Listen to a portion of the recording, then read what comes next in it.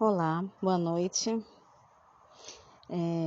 Muito bom estar com vocês, compartilhando o aprendizado aí a gente no PGM, a gente está falando de disciplinas espirituais. E sendo assim, a gente está em disciplina da celebração. É o último estudo, a disciplina da celebração.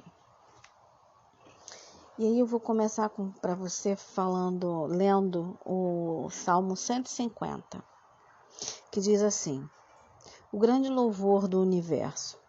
Aleluia! Louvem a Deus no seu templo. Louvem o seu poder que se vê no céu. Louvem o Senhor pelas coisas maravilhosas que tem feito. Louvem a sua imensa grandeza. Louvem a Deus com trombetas. Louvem com harpas e liras. Louvem o Senhor com pandeiros e danças. Louvem com harpas e flautas. Louvem a Deus com pratos musicais. Louvem bem alto, com pratos sonoros. Todos os seres vivos, louvem o Senhor. Aleluia. E aí nesse salmo a gente vê que vem falando louve com instrumentos, louvem alto, né? Todo o ser louve ao Senhor pela sua grandeza, pela sua infinita grandeza, imensa grandeza. Louvem pelo seu poder, por tudo que ele tem feito e até pelo que ele é. E o nosso estudo vem falar de celebração, né? E daí eu fui pesquisar o que significa, qual o significado de celebração. Celebração, ela quer dizer uma homenagem, memoração ou comemoração de um acontecimento ou data. É um festejo. E daí a gente vem no texto assim: fomos condicionados a pensar no culto como aquele ritual onde o silêncio é sinônimo de reverência. O antigo piano, o órgão sacrossanto, as orações em baixo tom para não incomodar ninguém e também porque Deus não é surdo. O louvor que deve ser apenas através de hinos de alguns séculos atrás, pois também são sacrossantos, quanto tão inspirados como a Bíblia. Entretanto, na Bíblia, como a gente acabou de ver aqui em Salmo 150 também, diz que celebração é festa. As formas variam de acordo com cada cultura, mas o sentimento interno, o sentimento motivador deve ser o mesmo, a alegria. Qual é a forma brasileira de expressar alegria? Como é que o brasileiro se expressa, né? Como é que o brasileiro celebra? Através de piano, de hinos, de silêncio? Não seria isso, hinos, silêncios e pianos, uma herança dos missionários europeus e americanos que nos evangelizaram? Não está na hora da gente desenvolver a nossa própria forma de celebrar? Então é isso que o estudo está querendo. Ele está querendo trazer para a gente um pensamento: como é que a gente celebra? Como é que a gente, quando o pessoal joga futebol, quando o melhor do mundo está jogando, quando o seu time de futebol está jogando e que ele vence o campeonato, e que ele vence a partida, como é que a gente vibra, como é que a gente celebra, né? Quando a gente faz aniversário, alguns gostam de celebrar, outros não. Mas quem gosta de celebrar, quando faz aniversário, que faz bolo, festa, aquela coisa toda, né? Como é que celebra? Né? Então não está na hora da gente pensar e ver como, se eu celebro tantas outras coisas, tantos outros acontecimentos, eu consigo celebrar, eu consigo vibrar. Por que em culto eu não posso celebrar e vibrar? Imaginando ou pensando em quem Deus é. Se a gente está ali prestando culto, isso eu digo prestando culto não só aos domingos, isso até durante a semana. Se a gente presta culto, como é que a gente presta esse culto? Qual é a minha forma de celebrar? De celebrar a Deus pelo que Ele é. De celebrar a Deus pelo que Ele faz na minha vida. Então, esse estudo ele serve para isso, para a gente procurar ver as nossas formas de celebração e de repente até quebrar paradigmas. E isso a gente vê em todo o livro de Salmo, ele vem falando, ele vem trazendo informação de celebração, né? Ele vem falando a todo momento, quando a gente pega os livros de Salmos, e esse estudo ele vai se limitar aos livros de Salmos, né? E aí, como celebrar? Por que celebrar, né? Eu estava lendo um texto hoje de uma outra situação, e eu associei muito ao estudo de hoje. Lá em João 7,38, ele diz assim: quem crê em mim, como diz a Escritura, do seu interior fluirão rios de água viva. E aí o autor ele vem dizendo: quando cremos no Senhor e o convidamos para fazer parte da nossa vida, recebemos o Espírito Santo, que começa a transformar o nosso caráter e influenciar nossas atitudes. Abandonamos a velha natureza pecaminosa e passamos a dar bom testemunho do Senhor. E isso tudo promove a paz e a alegria em nosso coração. E aí, essa alegria que é promovida no nosso coração através do Espírito Santo de Deus, né? Que a gente tem o hábito também de dizer, porque diz lá na palavra de Deus, diz que a alegria do Senhor é a nossa força. E essa alegria, tá? Ela produz energia. E essa alegria nos faz fortes, porque a palavra de Deus diz, a alegria do Senhor é a nossa força. E essa alegria que o Espírito Santo nos promove, ela produz energia. E produzindo energia, ela nos faz fortes. O antigo Israel ele foi instruído a reunir-se 3 vezes por ano para celebrar a bondade de Deus. E essas celebrações eram as experiências que davam força e coesão ao povo de Israel. O que te faz feliz? A gente, graças a Deus, a gente não utiliza da teologia de prosperidade, porque não é carro, não é casa, não é nada não é nada material que nos faz feliz, mas a nossa felicidade vem do Senhor, a nossa alegria vem do Senhor. Então, qual o segredo do cristão para uma vida feliz? O segredo do cristão é obedecer a Deus. Quando a gente obedece a Ele, consegue ouvi-lo, consegue entendê-lo, consegue fazer aquilo que Ele manda, de acordo com o seu livro, de acordo com o nosso manual de fé e prática, a gente consegue ter uma vida feliz, sendo obedientes à sua palavra. Sendo obediente ao que Ele manda, a gente consegue ter uma vida feliz. Quando a gente está cheio de amor, de compaixão, de um espírito de serviço uns pelos outros, a gente tem motivos para celebrar. A alegria, ela não está em casas, em carros, em ter a sua vida resolvida, né? Em levantar e estar tudo bem. A alegria, ela está na obediência ao Senhor. Quando a gente escuta, quando a gente lê a sua palavra e as pratica, né? Esse poder de Jesus aí, ele atua na nossa vida. Através da obediência, a gente consegue ter toda a ação do Senhor na nossa vida. Eu ouvi uma vez, num dos estudos nossos, né, que todas as coisas cooperam, na Bíblia diz, né, que todas as coisas cooperam para o bem daqueles que o amam, né, e que o servem. Mas eu ouvi uma vez que mesmo no mal, né, mesmo a gente errando durante o seu caminho na vida, a gente erra e Deus pega esse momento ruim, esse algo ruim, essa aliança incorreta que a gente faz. Deus pega isso e transforma em bênção, ou seja, por mais que eu erre, ainda eu errando, vacilando e fazendo algo sem a permissão de Deus ou sem estar ouvindo, Deus ainda por amor a nós, Ele vai, pega e age, faz com que as coisas sejam benéficas para a gente. Então isso é um motivo de celebração, né?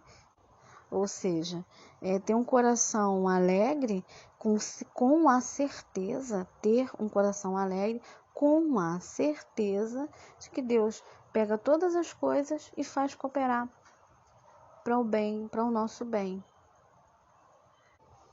Então, isso é um motivo de celebração.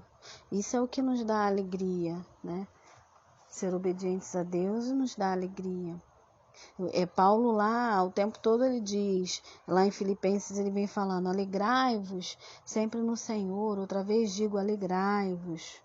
Como, porém, a gente pode fazer isso, se alegrar? Aí vem o outro verso lá que diz, não andeis ansiosos de coisa alguma. Em tudo, porém, sejam conhecidas diante de Deus as vossas petições pela oração e pela súplica com ações de graças. Então, a gente tem que todo momento se alegrar, porque o Senhor, ele sabe da nossa necessidade e Ele cuida da nossa necessidade, seja ela qual for. E a gente tem que levar para Ele, né, as nossas necessidades. E qual o resultado disso?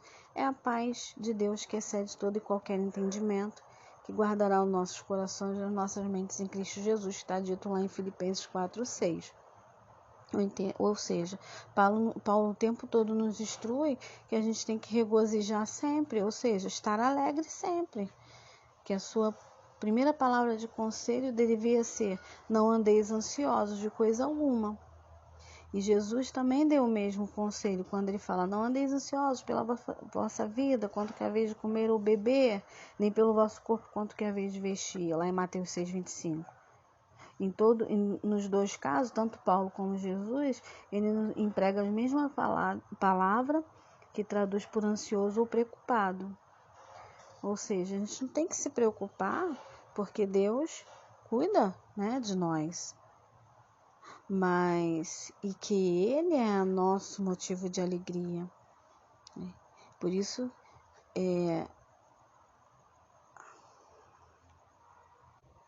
ou seja, confiar nele, né?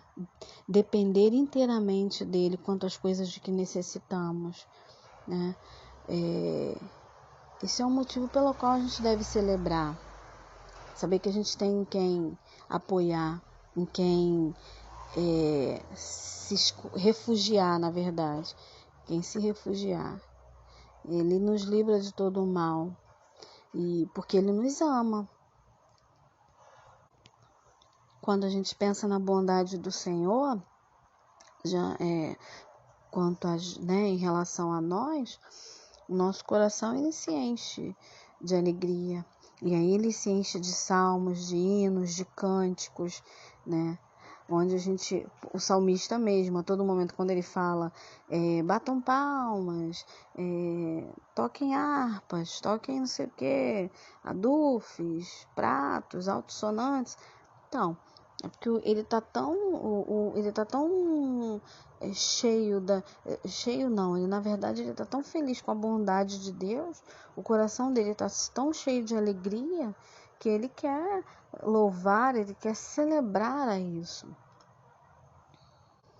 Então, nesses momentos, quando a gente acontece, tudo a gente deve celebrar, irmãos. Todo momento, todo e qualquer momento da vida da gente, a gente tem que celebrar. Celebrar o nascimento de um filho, celebrar o aniversário do filho, celebrar o nosso aniversário, celebrar Páscoa, celebrar Natal, celebrar a cada momento que Deus age na nossa vida, a cada momento na nossa comunidade, a cada momento que Deus faz, tudo que Deus faz, a gente tem que celebrar, a gente tem que festejar, sim. Porque Deus, ele é Deus ele é um Deus fiel. Aí a gente lembra de Davi o tempo todo tocando, cantando, Davi dançando, Miriam dançando, a cada vitória, a cada momento, a cada passo que o povo dava, né? Havia uma forma de festejo. Então, por que não a gente ser assim também? Né? Por que tem que ser aquela coisa tão limitada, tão dura, tão seca? Né? Quando a gente pode sim bater palmas, sim, rir, sim, celebrar a vida, sim, né? E mesmo em culto, A nossa vida ela já é um culto, né? Do momento que você se levanta já é um culto a Deus, né? Então um culto de celebração a Deus. Por que não colocar isso, bater palma, glorificar, assim, é de Deus isso. E é isso que esse estudo vem falando. Celebração, celebrar com alegria, né? Como é a nossa atitude, como a gente age durante o culto, na nossa celebração de culto, como é nossa ação, como é a nossa celebração, né? Então eu te pergunto, o que você entende por celebração? Para nós, né? Essa pergunta é para nós, na verdade. O que a gente entende por celebração? Como a gente celebra ao Senhor? A gente tem E aí vem os questionamentos do estudo, né? Onde ele diz: quais são os instrumentos musicais sugeridos nesses salmos? E a gente vê aí que tem trombetas, harpas, liras, adufes, pandeiros, danças, flautas. E aí ele vem na outra questão, ele vem falando quais são as formas corporais sugeridas neste salmo. Danças, palmas, né? Canto, tudo é uma forma de celebrar ou de adorar. A outra questão do estudo é quais os sentimentos internos mencionados. Qual foi o sentimento que a gente menciona nesse estudo? É a alegria, né? A alegria do Senhor é a nossa força. Aí, outra questão. Você concorda que os instrumentos musicais e as formas corporais são expressões culturais dos judeus orientais daquela época? Então, hoje, quais seriam os instrumentos e formas? Como nós, brasileiros, poderíamos celebrar, né? Celebrar em culto? Como a gente poderia celebrar a Deus no culto? Eu me lembrei também da Pretinha Paixão, no momento de entrega do dízimo lá, onde ela ficou lá dançando, celebrando. Aquilo é uma celebração. O africano ele tem isso por prática, ele celebra a Deus, o culto dele todo é dançando, é movimentando, é a forma de adoração, é a forma de celebração. O judeu também ele tem uma forma de celebração, a gente sabe que ele fica fazendo aquele movimento frente e trás enquanto ora, porque ele entende, como na Bíblia diz que o corpo é uma expressão de adoração, é uma expressão de celebração, ele entende que fazendo aquilo ele está adorando a Deus com o corpo, né? Então a gente hoje, nós brasileiros, como seriam os nossos instrumentos? Quais as nossas formas de celebração, né? Como a gente, como brasileiro, celebraria a Deus em culto, né? Haja vista quando a gente celebra, quando foi celebrado o pentacampeonato, né, da seleção brasileira. Como é que o brasileiro ficou? O Flamengo, quando foi campeão aí, no último campeonato que eu nem sei mais o que eu já esqueci. Enfim, como se celebra? Por que não? Eu não poderia celebrar a Deus da mesma forma, com a mesma alegria, com a mesma vivacidade, com aquela ânsia, com aquela coisa toda. Outra questão que o estudo nos traz: qual deve ser a nossa motivação para a celebração? E a gente encontra lá nos livros de Salmo que a gente já leu, né? Que é o Salmo 47, verso 1, 6 e 7, Salmo 81, verso 1 e 3, Salmo 98, verso 4 e 6 e Salmo 100, verso 5. Qual a nossa motivação para a celebração, né, desse Deus? Aí ele faz uma pergunta para mim e para você. Você concorda que o culto de domingo deveria ser uma celebração pelo que Deus é, pelo que Ele nos faz durante toda a semana? A nossa celebração tem realmente cara brasileira ou é uma cara europeia e americana? A nossa celebração deve ser limitada ao culto de domingo? Você pode celebrar a Deus sozinho ou com a sua família? Você tem feito isso? Não vejo dificuldade nenhuma da gente. A gente, como PIB de Ponto Chique, a gente celebra a Deus em família, sozinho, de qualquer jeito. E aí ele vem uma aplicação, vem pedindo para a gente fazer uma prática desse estudo, né? Tire algum momento essa semana para você celebrar o Senhor, sozinho ou com a sua família. Faça do culto de domingo, do próximo domingo, uma celebração de verdade. Faça uma festa ao Senhor. Vamos celebrar, Ele nos dá a vida. Vamos imaginar, igual Deia Gomide sempre fala comigo, com a gente. Vamos celebrar como se Jesus voltasse hoje. Então, se Jesus volta hoje, como você celebra a Deus?